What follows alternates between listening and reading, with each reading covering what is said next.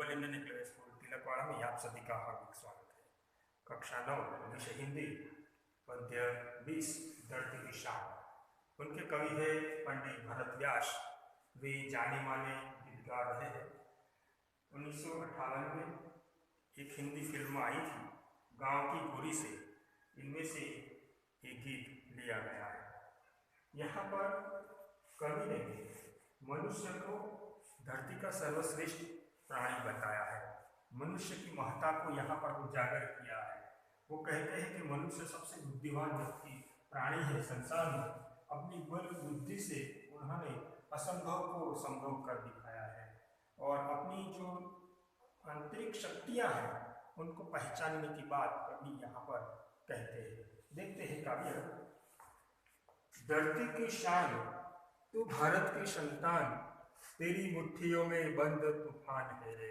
कवि पहली दो पंक्तियों में कहते हैं कि हे मनुष्य, तू धरती की शान है, तू भारत माता की संतान है, तेरी मुट्ठियों में तूफान को बंद करने की शक्ति है। तू जो चाहे पर्वत पहाड़ों को फोड़ दे, तू जो चाहे नदियों के मुख को भी मोड़ दे, तू जो चाहे माटी से अमृत निचोड़ दे, तू जो चाहे धरती को अंबर से जोड़ दे।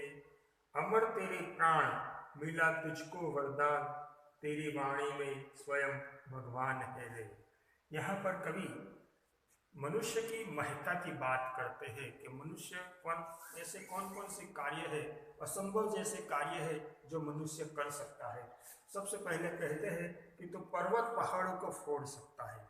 जो बड़े बड़े पर्वत होते हैं उनको तो फोड़कर तो वहाँ पर अच्छी जगह बना सकता है। आगे कहते हैं तू जो चाहे नदियों के मुख को भी मोड़ सकता है। अब नदियों का मुख मोड़ने का कार्य सिर्फ कुदरत कर सकता है। कवि कहते हैं कि तेरे अंदर इतनी शक्ति है कि तू नदियों का मुख भी मोड़ सकता है। परिश्रम, कठिन परिश्रम से कहने का तात्पर्य यही है। तू जो चाहे माटी से अमृत निचोड़ दे। मिट्टी में इतना परिश्रम करके तू मिट्टी से अमृत निचोड़ सकता है। यहाँ अमृत से तात्पर्य है कि जो भिन्न भिन्न प्रकार के जो कृषि की पैदाश है उनके बारे में बताया जाता है।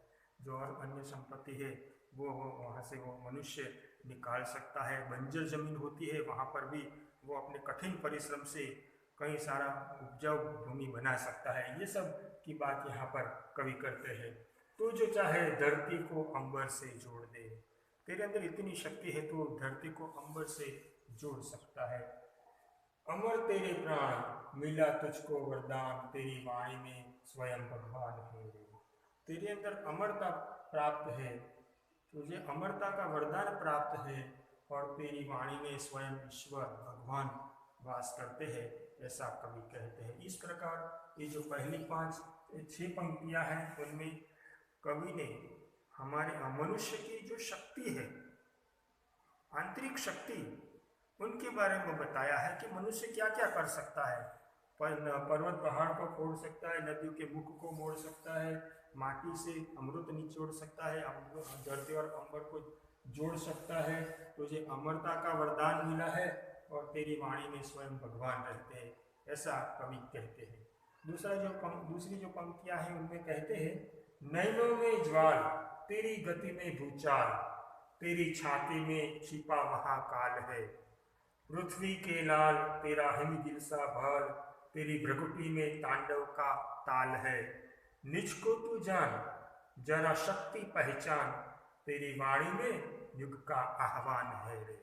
इन पंक्तियों में कवि कहते हैं कि नैनों में ज्वाल, तेरे नैनों में अग्नि है, अग्नि जैसी ज्वालाएं हैं।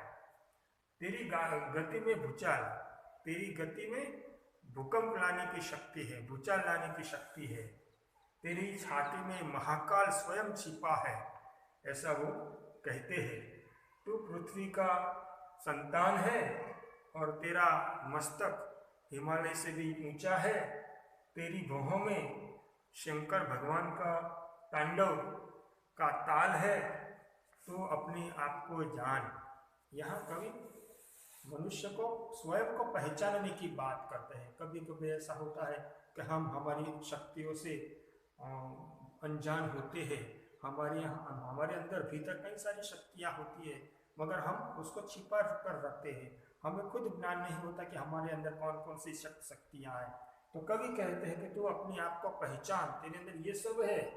तेरे अंदर आग की ज्वाला है, तेरी गति में भूकंप लाने की शक्ति है, तेरी छाती में महाकाल है, तू पृथ्वी का संतान है, तेरा मस्तक हिमालय से भी ऊंचा है, और तेरी भुहों में तांडव जो शिव जी ने नृत्य किया था उसका ताल है। तो अपने आप को पहचान, अपनी शक्तियों को पहचान, और तेरी वाणी में युग को संदेश देने की बात है। इस प्रकार दूसरी पंक्तियों में ये सब बातें कवि कहते हैं।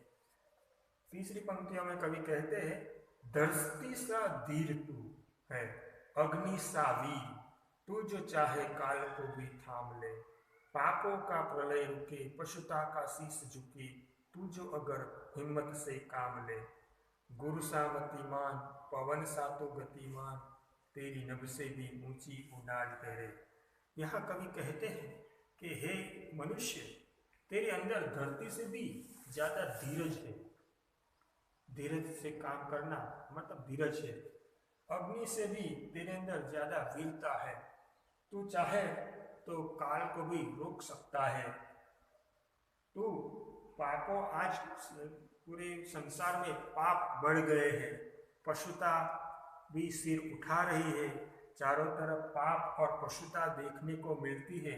अगर तू हिम्मत से काम लेता है तो पाप और पशुता को भी तू समाप्त कर सकता है, ऐसा कवि कहता है। आगे कहते हैं कि गुरु सा मतिमान, तेरे अंदर गुरु जैसी शक्ति है, ज्ञान है, पवन जैसी तेरे अंदर गति है, और तेरी आकाश से भी ऊंची तेरी उड़ान है। इसीलिए हे मनुष्य, तू अपनी शक्तियों को पहचान और अपने आप को आगे बढ़ा। इस प्रकार इस पूरे पद्य में कवि ने यहाँ पर मनुष्य को सर्वश्रेष्ठ प्राणी बताया है। इस धरती का सर्वश्रेष्ठ प्राणी मनुष्य है। मनुष्य की महत्ता को यहाँ पर उजागर किया है। सबसे बुद्धिमान व्यक्ति प्राणी मनुष्य को बताया है, और मनुष्य ने अपने बल बुद्धि से असंभव कार्यों को भी संभव कर दिखाया है, ऐसा कवि कहते हैं। आभार।